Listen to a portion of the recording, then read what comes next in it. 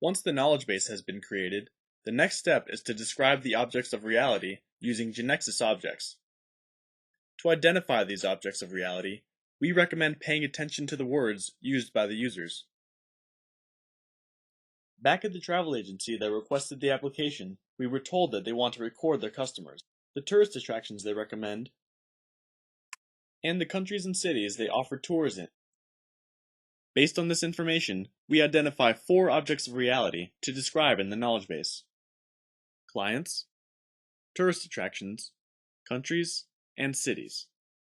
For each object of reality that we have identified, we'll create a Genexus object of transaction type. The first Genexus objects created in the knowledge base are transactions, as they allow us to describe objects or actors of reality. Let's go back to Genexus to do this. To create a Genexus object, we click on the Objects node and right-click to display a context menu. From there, we select New and then Object.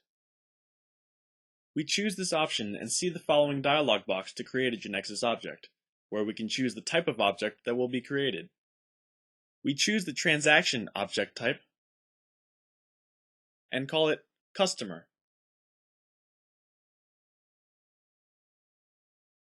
We click on the Create button. Here we can see the transaction that has been created, ready for us to start defining its structure. All transactions have these sections, which we'll describe later on.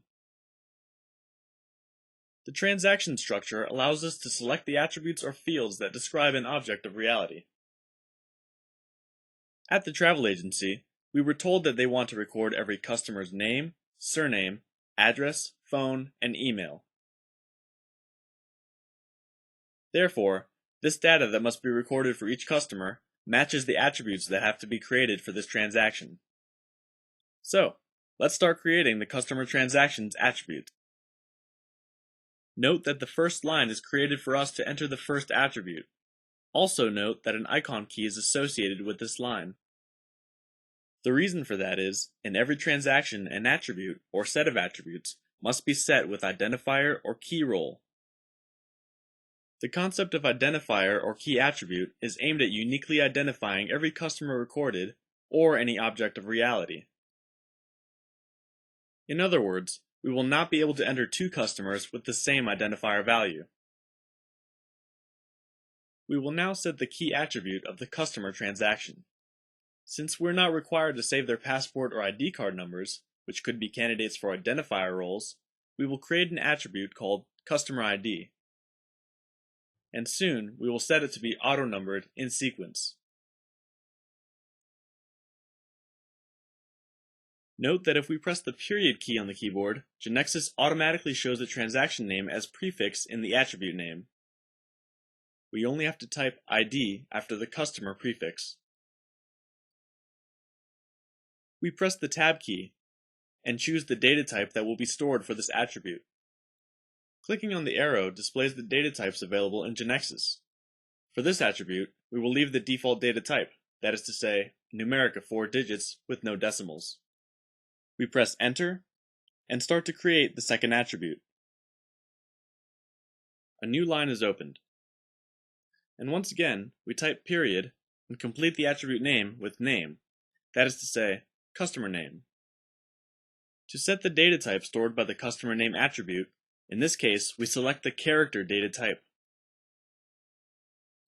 Note that if we type an opening bracket, the default length is 20 characters. We'll leave it unchanged. We follow the same steps to enter the customer last name attribute, which will also be of character type, length 20. Now we add the customer address attribute. In this case, it will be of character type, length 50.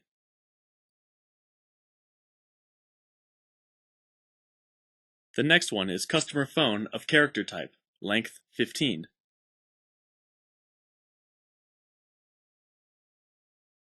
Lastly, we enter the customer email attribute. In this case, its data type could be character of length 50. We'll save this transaction.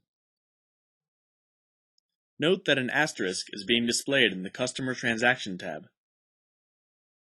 This means that the transaction is being edited, and when we save the changes, the asterisk disappears. Also note that this green box indicates that changes have been made to this section. We select the Web Form section. And since ours is a web application, Genexus has automatically designed a web form according to the defined structure. This form will allow users to add, change, and delete customers. Okay, after creating only these settings, how about we take a look at everything that has been automatically created by Genexus and run the resulting application.